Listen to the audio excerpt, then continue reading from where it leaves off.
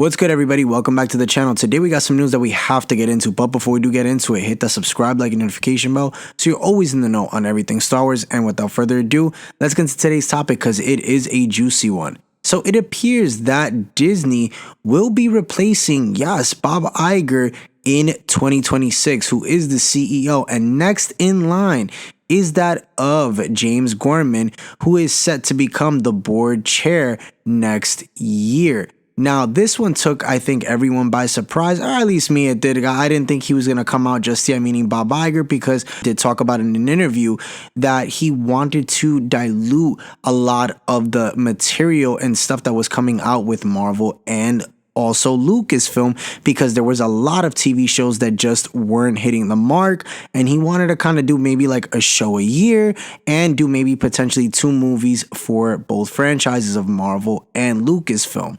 But James Gorman is, like I said, set to replace the company in the next coming months, well, next year basically. Now, he did join Disney's board less than a year ago and was named the head of the succession planning committee in August. Now, he will continue to lead that committee after he takes over as board chairman from Nike executive chairman Parker.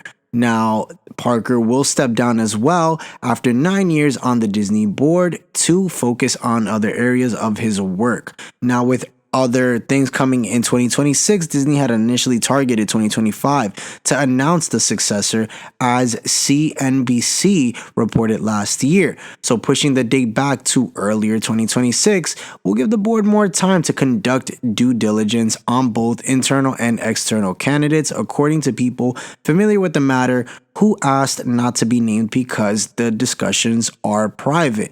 Now, Gorman does have experience with succession planning.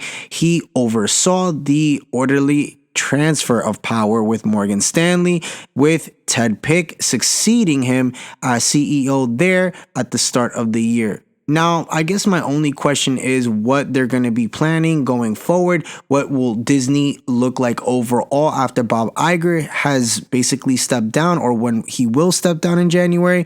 I'm curious to see how that all plays out, because again, he did put out this kind of vision, right, of how things are going to be looking. So I guess maybe we'll see what 2025 looks like and see how it starts off, and with a lot of the movies coming out and the shows as well. But we do know that 2025 is a big year for Disney, because again, Marvel has a lot of films coming out, and also as well as Lucasfilm with the Mandalorian and Grogu movie coming out, and maybe they'll announce some other stuff, maybe a Star Wars Celebration. So we'll see if Star Wars ends up taking a hit from all this news. Also, too, does Kathleen Kennedy stay? That's another one. I mean, if they're going to be cleaning house and changing up the board, does Kathleen Kennedy go?